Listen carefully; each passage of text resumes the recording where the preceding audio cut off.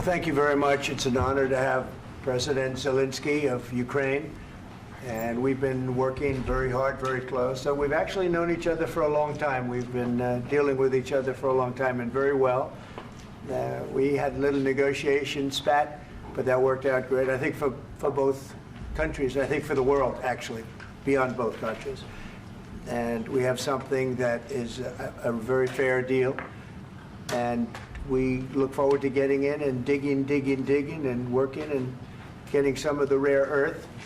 But it means we're going to be inside, and it's a big commitment from the United States, and we appreciate working with you very much. And we will continue to do that. We have had some very good discussions with Russia. I spoke with President Putin, and we're going to try and bring this to a close. It's something that you want and that he wants. We have to negotiate a deal. But we've started the confines of a deal, and I think something can happen. The big thing is the number of soldiers, mostly at this point, but soldiers being killed. You're losing thousands of soldiers. On both sides, we're losing a lot of soldiers, and we want to see it stop. And we want to see the money get put to different kinds of use, like rebuilding. And we're going to be working very hard. But we've had a lot of very good conversations. I will say until we came along, the Biden administration didn't speak to Russia whatsoever. They didn't speak to anybody. They just allowed this to continue. And I will say that, I'll say in front of you, you've heard me say it 1,000 times, if I were president, this war would have never happened. We would have had a deal negotiated for you without having to go through what you've gone through.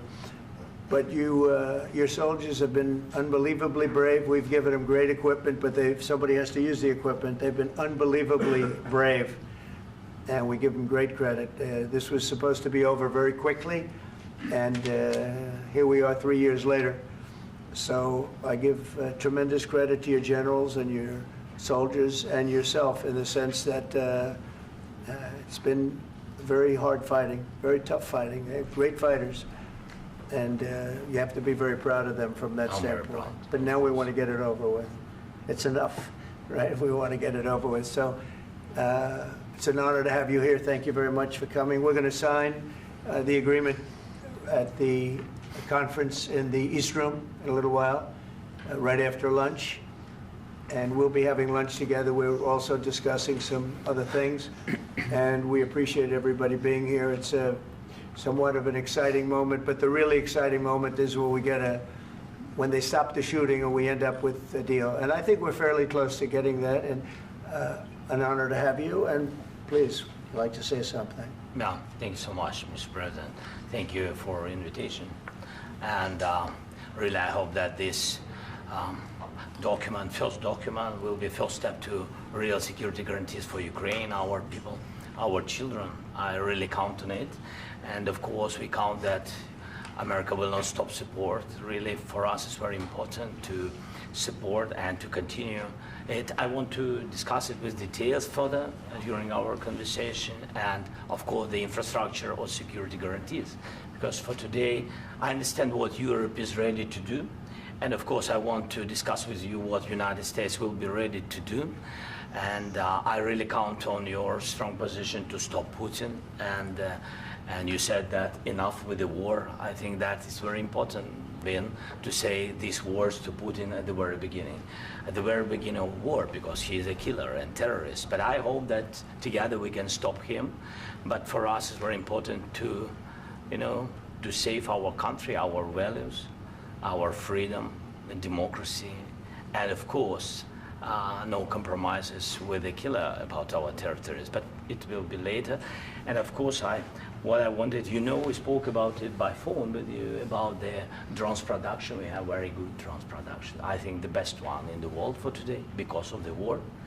Yes, and of course, we need very much the air defense. You have the best air defense in the world, and really you helped us under attacks of Russians, and I want to speak how we can exchange the licenses. We're open to share the licenses of all our drones with you, of course, with the United States, and we need licenses for quick production of air defense. Even after the war, we need our nation to be calm, that we are secure. So that's why we need this air shield. And of course, about this I want to speak about the contingents. I think that France and UK already spoke to you, and we know that Europe is ready, but without the United States, they will not be ready to be as strong as we need.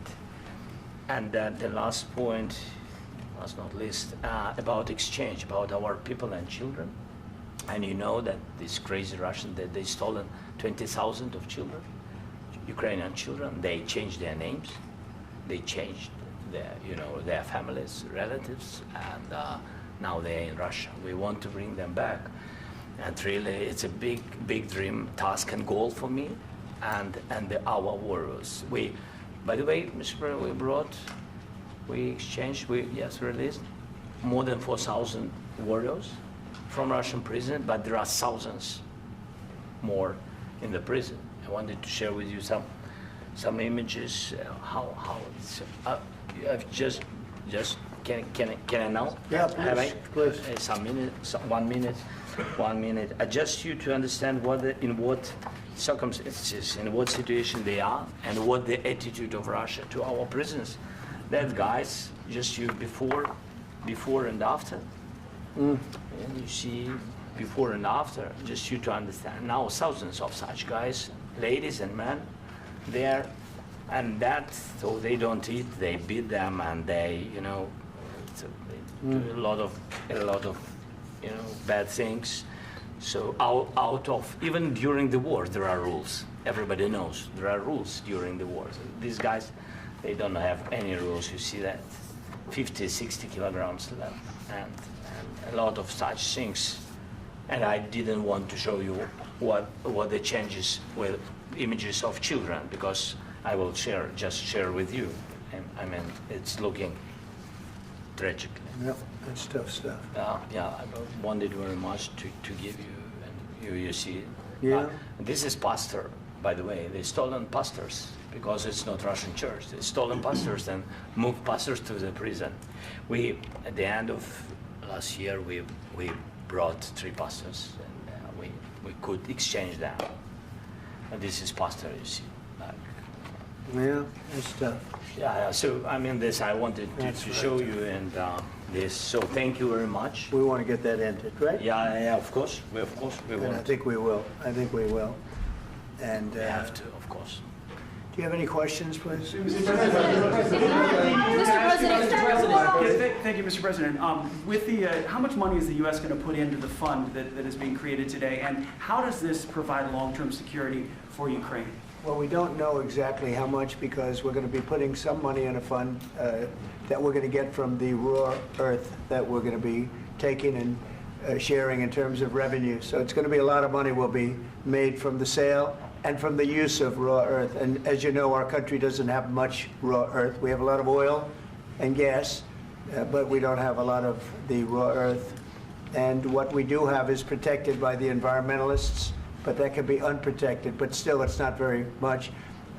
They have among the best in the world in terms of raw earth. So we're going to be using that, using it for all of the things we do, including AI and including weapons and the military, and it's really going to very much satisfy our needs. So it's something that just worked out really well. We have a lot of oil, and we have a lot of gas, we have a lot, but we don't have raw earth. So this has just about every component of the raw earth that we need for computers, for all of the things we do. This puts us in great shape. And on long-term security for Ukraine, how does this provide it? I think they're going to have great luck. I think once we make the agreement, that's going to be 95% of it. They're not going to go back to fighting. I've spoken with President Putin, and I feel very strong. I've known him for a long time, and I feel very strongly that they're very serious about it, and we'll make a deal. And when the deal is made, I don't think, we talk about security. Everyone's talking about the other day, all they talked about was security. I said, let me make the deal first. I have to make the deal first. I don't worry about security right now. We have to have a deal, because right now, last week, 2,000 soldiers died on both sides. 2,000. And they're losing 1,000, 2,000, 3,000 a week. So as we sit here and we talk, people are getting shot and dying on the battlefield. And, you know, they're not American soldiers, but they're Russian soldiers and they're Ukrainian soldiers, and we want to be able to stop it. And we want to be able also to spend money on other things. We don't want to, this is a tremendous amount of money. And what the Biden administration did was terrible. They were giving money, but he had no security on the money. Europe, as you know, gave much less money, but they had security. It was in the form of a loan. They get their money back, and we didn't. And now, at least we're protected because the American taxpayer has to be protected too. But this is an incredible agreement for Ukraine because we have a big investment in their country now. And what they have, very few people have.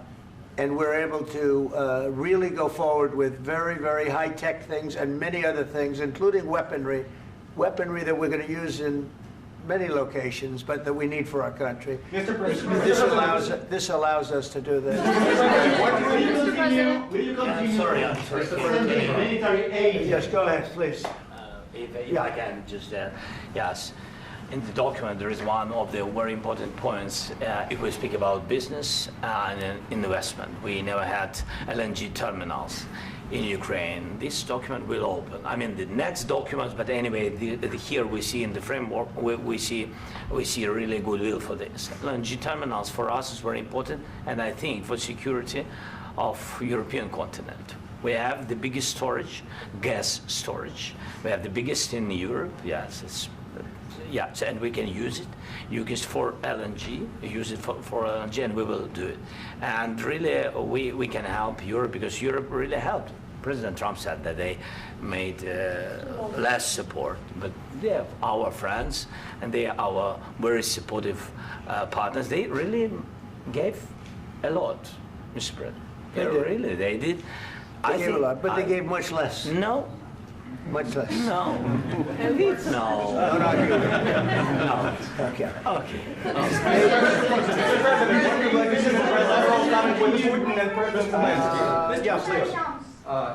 Mr. President Trump, you have repeatedly called the deal with Ukraine as a historical one.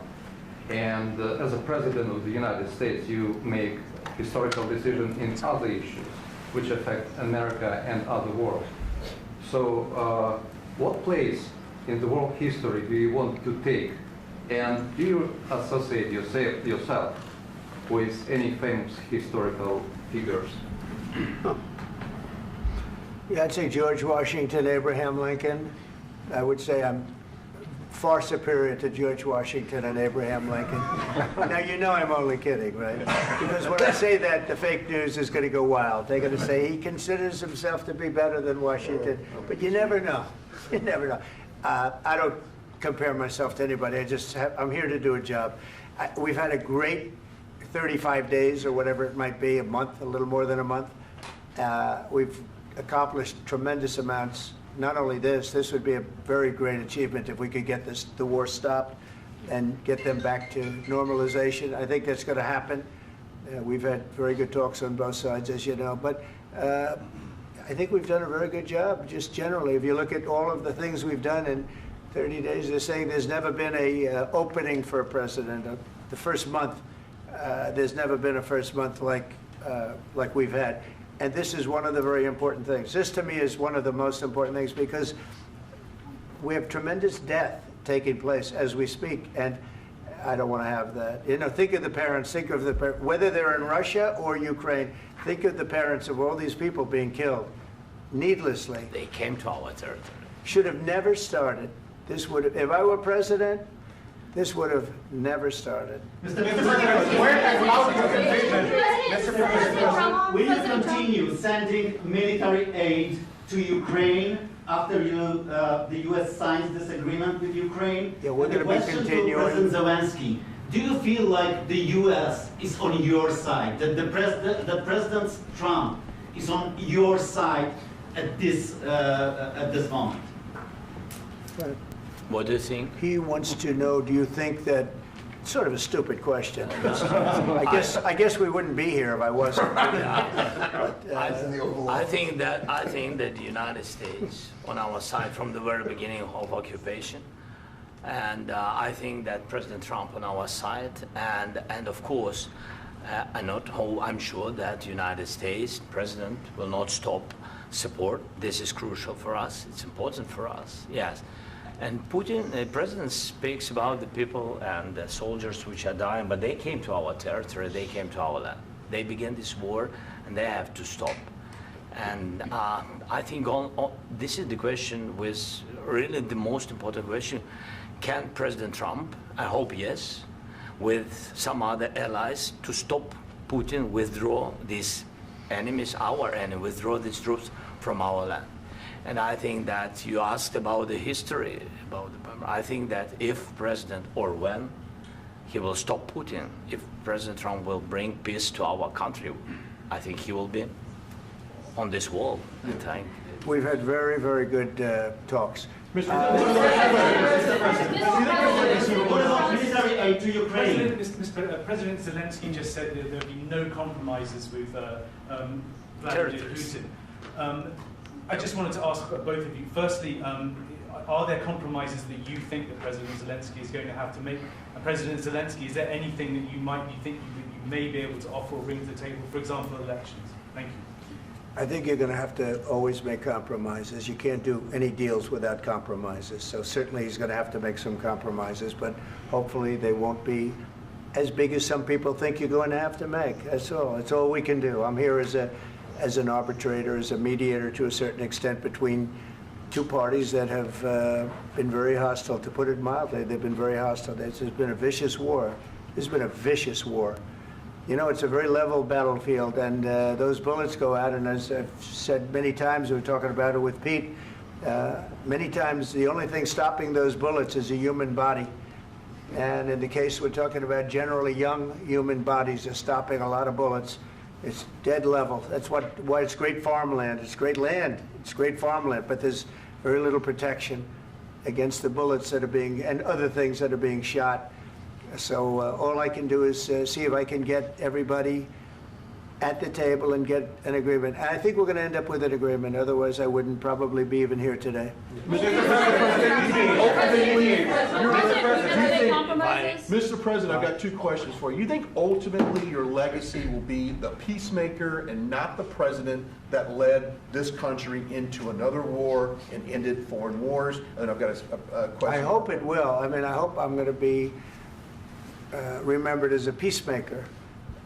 This would be a great thing if we could do this. I'm doing this to save lives more than anything else. Second is to save a lot of money, but I consider that to be far less important. So I hope I'm going to, thank you, Brian, for that question. It was a nice question. I hope I'll be known and recognized as a peacemaker. This would be a great thing to solve. This is a very dangerous situation. You know, this could lead to a third world war. This was headed in the wrong direction. If this election were lost, if we didn't win this election, and by the way, we won it by a lot. That was a mandate. We won every swing state. We won the popular vote by millions and millions of votes. We won everything. The districts, you look at the areas of red, take a look at a map. This was a big mandate, and this was one of the things. I said, we're going to get this thing settled. If we didn't win, I think this could have very well ended up in a third world war, and that would not have been a good situation. What was your second question? And my second question for President Zelensky, why don't you wear a suit? You're at the highest, why don't you wear a suit? You're at the highest level in this country's office, and you refuse to wear a suit. Just want to see if do you own a suit? Yeah, problems. A lot of Americans have problems with you not respecting the dignity of this office. I will wear a costume after this war will finish. Okay. Yes, maybe one. Maybe something like this. Something like yours. Yes. That'd be great. Maybe something better. I don't know. Yeah. We will see. Maybe something cheaper than. Yeah. Thank you. Thank you. President Trump. Thank you, President Trump. You said yesterday that you have. Are you going to send more arms to Ukraine in case there's no peace? Yeah, we're going to have arms to Ukraine. Yeah, sure. Hopefully, I won't have to send very much because hopefully we're going to have it finished. We're looking forward to finishing this quickly. We're not looking forward to sending a lot of arms. We're looking forward to getting the war finished so we can do other things. But we very much appreciate the agreement because we needed what they had, and we're treating, you know, our country is now treated fairly. Biden didn't do that. He didn't know what the hell he was doing. This should have never happened. This should have never started. But you know, sure, the answer is yes, but hopefully we won't have to send much, because I'm looking forward to getting it done quickly, very quickly. Does that mean you'll provide security guarantees, Mr. President? I don't want to talk about security yet, because I want to get the deal done. You know, you fall into the same trap like everybody else. A million times you say it over and over. I want to get the deal done. Security is so easy. That's about 2% of the problem. I'm not worried about security. I'm worried about getting the deal done. The security is the easy part. Security is very nice. Everybody stopped shooting. And now will Europe put people there? I know France is going to. I know the UK is going to. I know other countries are going to, and they happen to be right next door. We haven't committed, but we could conceivably. You know, we have security in a different form. We'll have workers there digging, taking the raw earth so that we can create a lot of great product in this country. So in that sense, you have something, but we haven't determined that yet. I will say, in speaking to France and in speaking to, and they were here, as you know, last week and just the other day, they have committed to a lot of security. I don't think you're going to need much security. I think once this deal gets done, it's over. Russia's not going to want to go back, and nobody's going to want to go back. When this deal ends, I really believe this deal is going to be over. Question? Yeah, please go ahead. Go ahead. Thank you, sir. Mr. President, thank you. You had President Macron and Keir Starmer at the White House this past week, both of whom praised your courage and conviction to lead the pathway towards peace. Yes. Part of that involved, though, re-engaging Russia in diplomatic relations, something that previous leaders lacked the conviction to do so. What gave you the moral courage and conviction to step forward and lead that? Well, I love this guy. Who are you with? One American News, sir. Well, that's why I like him. One American News does a great job. I like the question. I think it's a very good question. It's a pathway to peace. It's a pathway to getting something solved. And I feel that as the head of this country, I have an obligation to do that. Plus, you know, we're very much involved. We got involved. It's too bad we got involved, because there should have been no involvement, because there should have been no war. And there shouldn't have been October 7th. That would have never happened. As you know, Iran was broke. They had no money to give to Hezbollah. They had no money to give to Hamas. They were stone cold broke. And then under Biden, they became rich as hell. They went from no money to $300 billion in a period of 4 years. And they gave a lot of that money away, and you see what happened. And that's a real mess also that we hope to be able to solve. But no, I appreciate your question very much. It's just, I feel I have an obligation to try and do something to stop the death. If I can answer, yes, if I can answer, Please, sorry, go ahead. please. And I do like your clothing, by the way. Yeah, really? Even though I think he's a great guy, by the way. But I don't know if you two like each other, but you know what? I think he's dressed. I like this guy. I think he's dressed beautiful. So I have more serious things than answer on such Yeah, question. sure, I will answer on more That's serious a good question if statement. I can. That's good. Yeah, so please, about security guarantees and about just ceasefire. We can't just speak about ceasefire and speak. It will not work. Just ceasefire will never work, because I'm like a president. I have this experience, and not only me. Ukraine before my presidency, from the 2014, Putin broken 25 times. 25 times he broken his own signature. 25 times he broken ceasefire. But he never broke to me. He never broke to me. No, you were the president.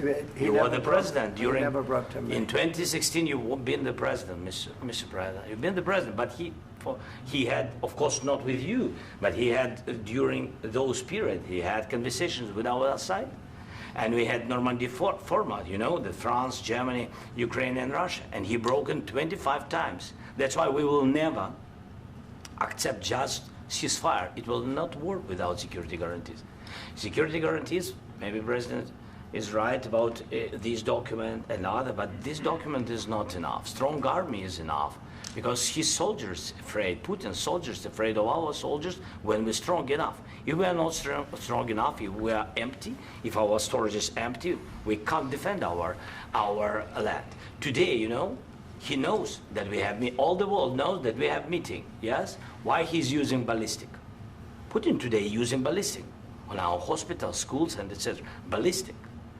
So he knows that we are here and that President Trump is really have goodwill to stop this war.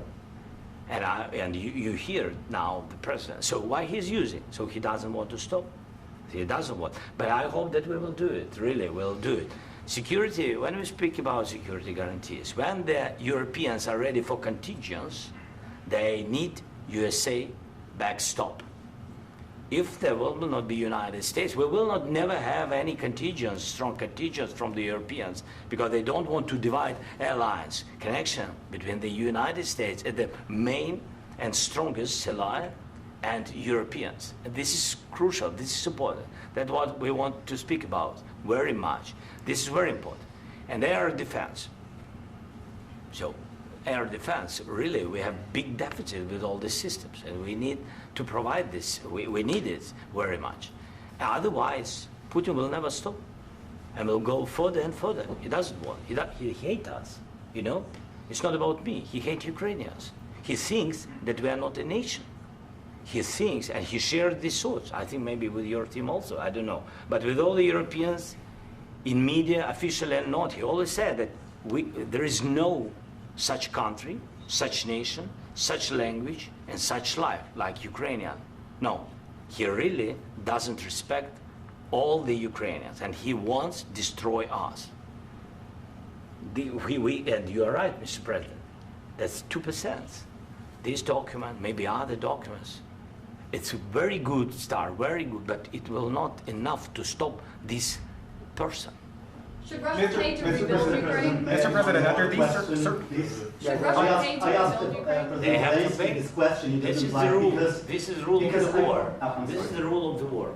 During all the centuries, all the history, this is the rule of the war. Who began, those pay. Do you agree, This is the rule. Putin began this war. He has to pay all money for innovation. He has to pay. Of course, some Russian assets, what we have in Europe, about 300 billion, we can use them. We can use for innovation and buy military support from the United States also. We can do it, but it's not enough. It's not enough. President, under these circumstances, do you envision a trilateral summit with Putin and President Zelensky? Wait 1 second. I asked this question that you didn't like because I wanted to know if you want to position yourself in the middle between Russia and Yes. Ukraine, or on the Ukraine side. No, I'm in the middle. I want to solve this thing. I'm for both. I want to get it solved. And it's wonderful to speak badly about somebody else, but I want to get it solved. If we can solve it, great. If we can't solve it, they're going to have to fight it out, and who knows what's going to happen. But I want to see it get solved. May I follow up? One more question about U.S. troops in Europe. After Russian invasion of Ukraine, your predecessor sent additional troops to Eastern Europe, including Poland, my country. Yeah. Are you committed to keeping these troops on the eastern flank of NATO in the future? I'm very committed to Poland. I think Poland has really stepped up and done a great job for NATO. They, as you know, they paid more than they had to. They are one of the finest groups of people I've ever known. I'm very committed to Poland. What about Baltics? Poland's in a tough neighborhood, you know. What about the Baltics? The Baltics, they got a lot of, it's a tough neighborhood too, but we're committed. We're going to be very committed, and we're committed to NATO. But NATO has to step up, and the Europeans have to step up more than they have. And I want to see them equalize, because they are in for far less than we're in, and they should be at least equal. You understand that? Why is the United States, we have an ocean in between, why is the United States in for so much more money and other things as Europe? With that being said, and as you said, they've also been obviously very helpful, but we have put in far more than they have, and I think they should equalize. Mr. President, Please, go ahead. Ask you about the agreement again today. What changed between the first time that Secretary Visit gave President Zelensky the agreement and today for the signing? We made a deal. So What was the I'm just- deciding factor? I'm a business person. We made a deal. That's what changed. Along with minerals. I didn't think we were going to make a deal, and We ended up making the deal, so that changed. Mr. President, what and how do you envision a trilateral summit with President Zelensky and Putin? I don't know, under but these well, they circumstances? don't like each other, I can tell you that. Okay? They do not like each other. This is not a love match, and it's unfortunate. That's why you're in this situation. The United States should not have allowed this to happen, okay? The United States, run by a man that didn't know much, I'm going to be very nice, run by an incompetent person, very incompetent person, should never have allowed this to happen. I've stopped wars. I've stopped many wars.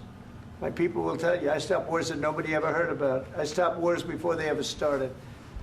You can look at some of, I could give you a lot of nations that would tell you right now they were probably going to war. I could tell you right now there's a nation thinking about going to war on something that nobody in this room has ever even heard about. Two smaller nations, but big, still big.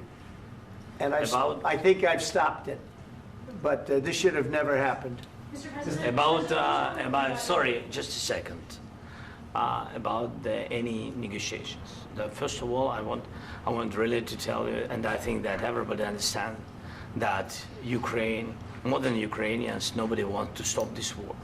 But at the future, any negotiations, it's understandable that two sides of the war, not Russia and the United States, because this is not the war between Russia and the United States. This is war of Russia against Ukraine and Ukrainian people. So these two sides will be at the will be at the negotiation table. Then of course United States, like the strongest partner of the Ukraine, and of course Europe.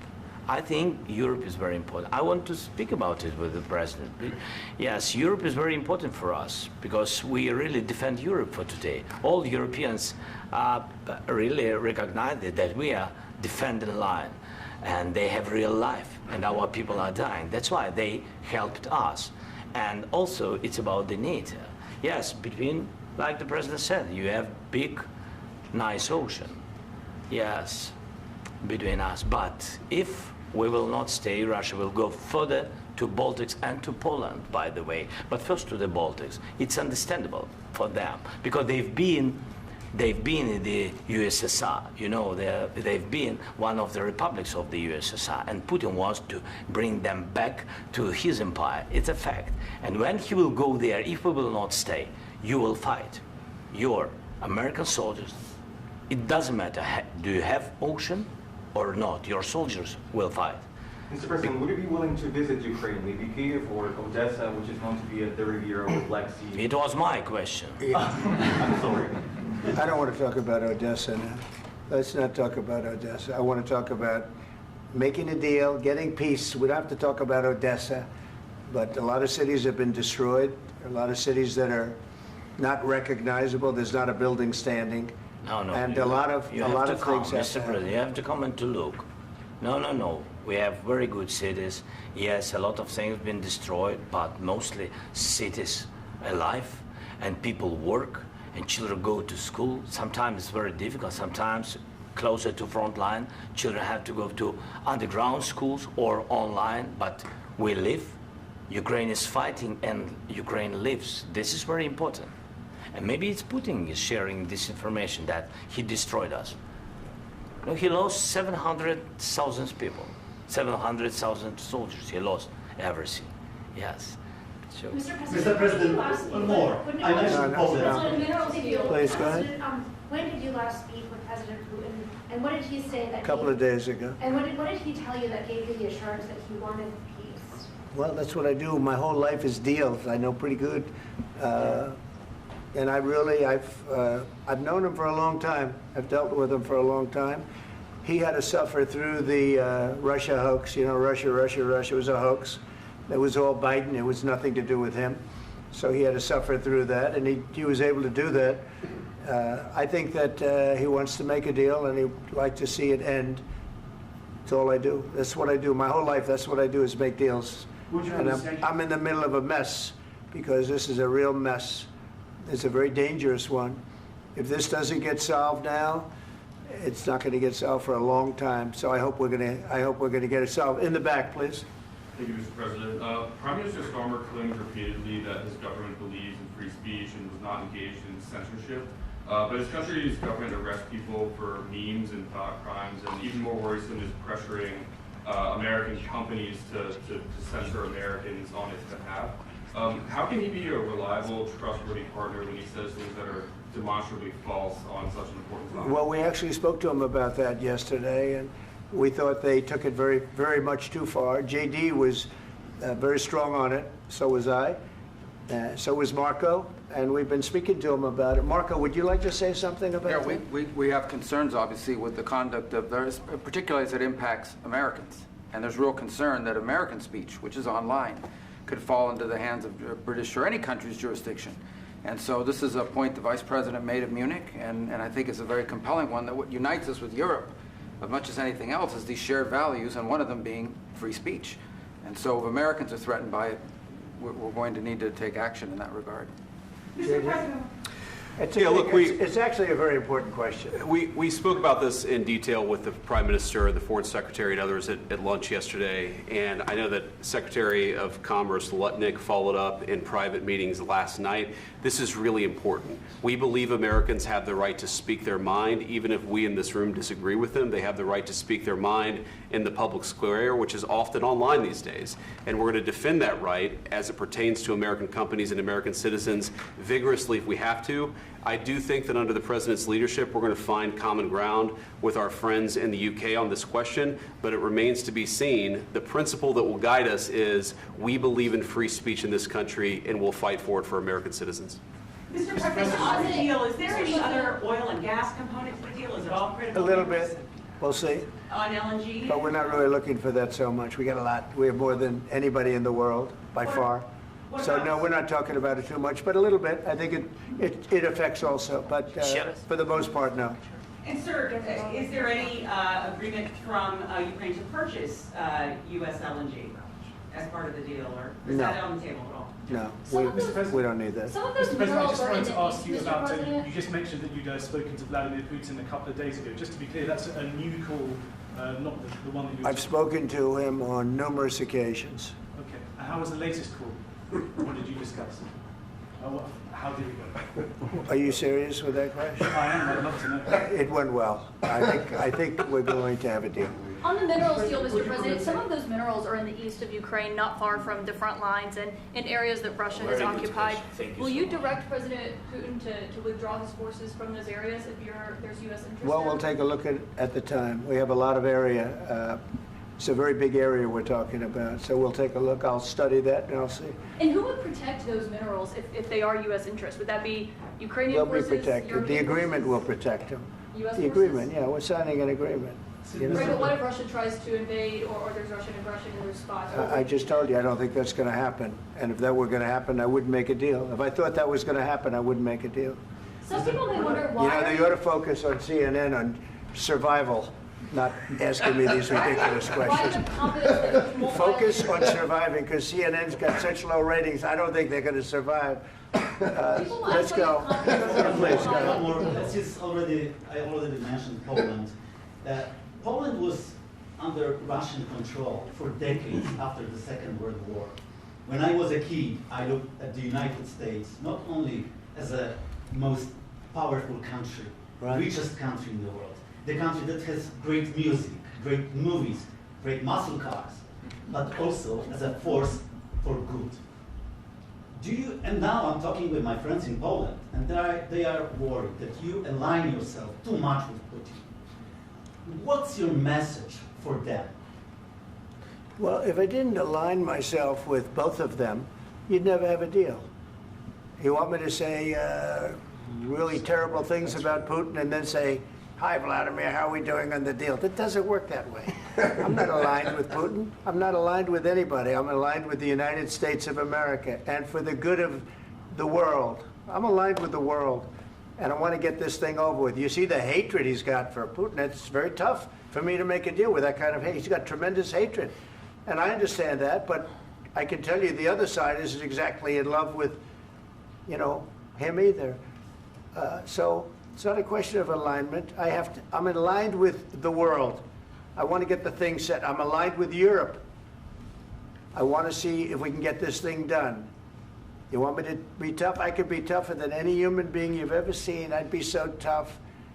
But you're never going to get a deal that way, so that's the way it goes. All right, one more question. Hey, I will respond to this. So look, for 4 years in the United States of America, we had a president who stood up at press conferences and talked tough about Vladimir Putin, and then Putin invaded Ukraine and destroyed a significant chunk of the country. The path to peace and the path to prosperity is maybe engaging in diplomacy. We tried the pathway of Joe Biden of thumping our chest and pretending that the President of the United States' words mattered more than the President of the United States' actions. What makes America a good country is America engaging in diplomacy. That's what President Trump is doing. Can I ask you? Sure. Yeah? Yeah. Okay. So he occupied it, our parts, big parts of Ukraine, part of East and Crimea. So he occupied it on 2014.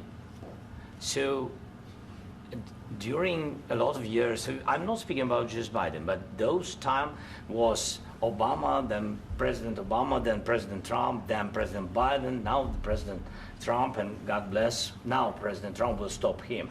But during 2014, nobody stopped him. He just occupied and took. He killed people. You know what the contact line? 2015.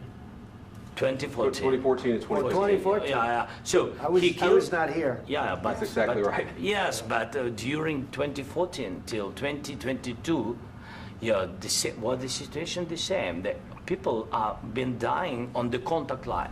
Nobody stopped him. You know that we had conversations with him, a lot of conversation, my bilateral conversation, and we signed with him, me, like a new president. In 2019, I signed with him the deal. I signed with him, Macron and Merkel, we signed ceasefire. Ceasefire. All of them told me that he will never go. We signed with him with gas contract. Gas contract. Yes, but after that, he broken this ceasefire. He killed our people and he didn't exchange prisoners. We signed the exchange of prisoners, but he didn't do it. What kind of diplomacy, JD, you are speaking about? What do you mean? I'm talking about the kind of diplomacy that's going to end the destruction of your country. Yes, but if you Mr. President, with respect, I think it's disrespectful for you to come into the Oval Office and try to litigate this in front of the American media. Right now, you guys are going around and forcing conscripts to the front lines because you have manpower problems. You should be thanking the President for trying to bring an end to this conflict. Have you ever been to Ukraine that you say what problems we have? I have been to. Count once. I've actually watched and seen the stories, and I know what happens is you bring them on a propaganda tour, Mr. President. Do you disagree that you've had problems bringing people into your military? And do you think that it's respectful to come to the Oval Office of the United States of America and attack the administration that is trying to prevent the destruction of your country? A lot of questions. Let's start from the beginning. Sure. First of all, during the war, everybody has problems. Even you, but you have nice ocean and don't feel now, but you will feel it in the future. God bless. You don't know that. God bless. You don't God know bless. that. You will not have a war. Don't tell us what we're going to feel. We're trying to solve a problem. Don't tell us what we're going to feel. I'm not telling you. Because you're in no position to dictate that. That's exactly what you're doing. You're in no position to dictate what we're going to feel. We're going to feel very good. You will feel influence. We're going to feel very good and very strong. You will feel influence. You're right now not in a very good position. You've allowed yourself to be in a very bad position, and he happens to be right about it. From the very beginning of the war. You're not in a good position. You don't have the cards right now. With us, you start having cards. I'm not playing cards. Right now, you don't. You're playing cards. Mr. President. You're playing cards. Serious. You're gambling with the lives of millions of people. You're gambling with World War III. You're gambling with World War III. And what you're doing is very disrespectful to the country, this country. That's back to you. Far more than a lot of people said they should have. Have you said thank you once? This a lot entire of meeting? times. No, in this Even entire meeting, today. have you said thank Even you? today. You went to Pennsylvania and campaigned for the opposition in October. Offer some words of appreciation for the United States of America and the president who's trying to save your country. Please, you think that if you will speak very loudly about the war, you can... He's not speaking loudly. He's not speaking loudly. Your country's in big trouble. Can I Wait a answer? minute. No, Can you've I done a lot answer? of talking. Your country is in big trouble. I know. You're not I winning. know. You're not winning this. You have a damn good chance of coming out okay because of us. Mr. President, we are staying in our country, staying strong from the very beginning of the war. We've been alone, and we are thankful. I said thanks You haven't in been this alone. cabinet, You and haven't not been only alone. in this cabinet. We gave you, through I this said stupid thank you. president, $350 billion.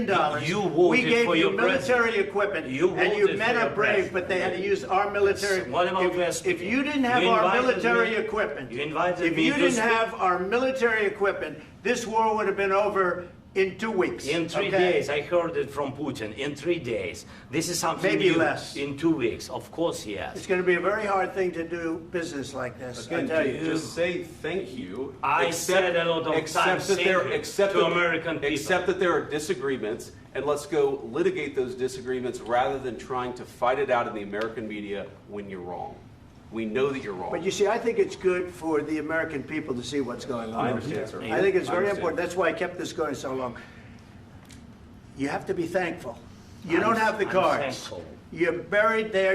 Your people are dying. tell you You're again, running I low know. on soldiers. Don't- Listen, don't, please, you're running Mr. low on President. soldiers.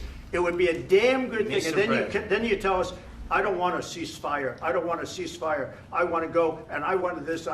Look, if you could get a ceasefire right now, I tell you, you take it so the bullets stop flying and your men stop getting killed. Of course, we want to stop the war. But you're I saying said- you don't want a ceasefire. But I said to you, I want a ceasefire. with guarantees. Because you'll get a ceasefire faster than an agreement. Ask our people about ceasefire, what they think. That wasn't it doesn't with matter me. for you what That what wasn't is- with me. It That was wasn't with you. a guy named Biden, who was not a smart person. This That is was your, with, this that was is with your Obama. president. It was your president. Excuse me. That was with Obama, who gave you sheets, and I gave you javelins. Yes. I gave you the javelins to take out all those tanks. Obama gave you sheets. In fact, the statement is, Obama gave sheets and Trump gave javelins. You got to be more thankful, because let me tell you, you don't have the cards. With us, you have the cards. But without us, you don't have any cards. One more question to Mr. Vice President. I'm sorry. It's going to be a tough deal to make, Um, because the attitudes have to change. What if Russia breaks ceasefire? What if Russia breaks peace talks? What do you do then? I understand that it's a heated conversation right now. What are you but saying? what She's if asking, what if Putin Russia breaks the breaks ceasefire? What if anything? What if a bomb drops on your head right now? But they have Okay? broken ceasefire. What if they broke it? I don't know. They broke it with Biden, because Biden, they didn't respect him. They didn't respect Obama. They respect me. Let me tell you, Putin went through a hell of a lot with me. He went through a phony witch hunt where they used him and Russia. Russia. You ever hear of that deal? That was a phony Hunter Biden, Joe Biden scam. Hillary Clinton, Shifty Adam Schiff. It was a Democrat scam. And he had to go through that. And he did go through it. We didn't end up in a war. And he went through it. He was accused of all that stuff. He had nothing to do with it. It came out of Hunter Biden's bathroom. It came out of Hunter Biden's bedroom. It was disgusting. And then they said, oh, the laptop from hell was made by Russia. The 51 agents. The whole thing was a scam. And he had to put up with that. He was being accused of all that stuff. All I can say is this. He might have broken deals with Obama and Bush, and he might have broken them with Biden. He did, maybe. Maybe he didn't. I don't know what happened. But he didn't break them with me. He wants to make a deal. I don't know if you can make a deal. The problem is, I've empowered you to be a tough guy. And I don't think you'd be a tough guy without the United States. And your people are very brave. But you're either going to make a deal or we're out. And if we're out, you'll fight it out. I don't think it's going to be pretty, but you'll fight it out. But you don't have the cards. But once we sign that deal, you're in a much better position. But you're not acting at all thankful. And that's not a nice thing. I'll be honest, that's not a nice thing. All right, I think we've seen enough. What do you think? Huh? This is going to be great television, I will say that. All right. We'll see what we can do about putting it together. Thank you, sir. I need the back of your